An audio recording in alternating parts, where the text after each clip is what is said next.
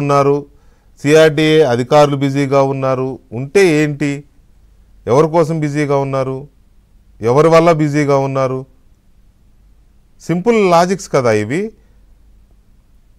రైతులు వెళ్తే సమాచారం ఇవ్వడానికి, సమాధానం ఇవ్వడానికి ఏంటండి వాళ్ళకి ఇబ్బంది? అసలు ఏంటి, అక్కడ ఏం జరుగుతుంది? మీరు మీ అబ్జర్వేషన్ ప్రకారం చెప్పండి. ఇప్పుడు మేము గవర్నమెంట్ వచ్చి మన ప్రభుత్వం వచ్చి 1.5 సంవత్సరం అయిందండి.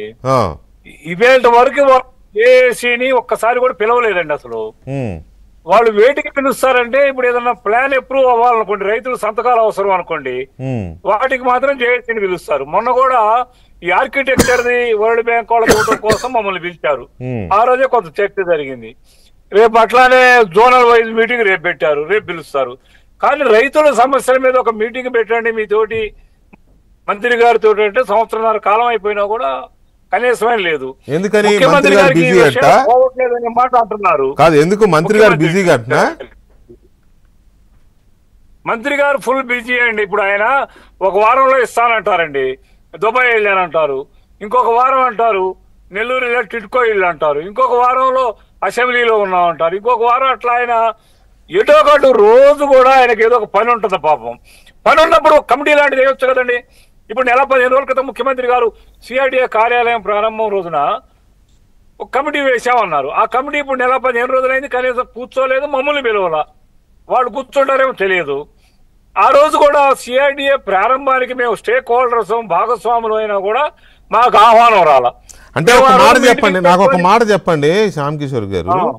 అంటే ఏంటి, సిఆర్డీఏ కానీ లేకపోతే మంత్రి గారు కానీ ప్రభుత్వం కానీ రైతులు ఎట్టాగు ఇక జుట్టు మన చేతిలో ఉందనుకుంటున్నారా ఏంటి?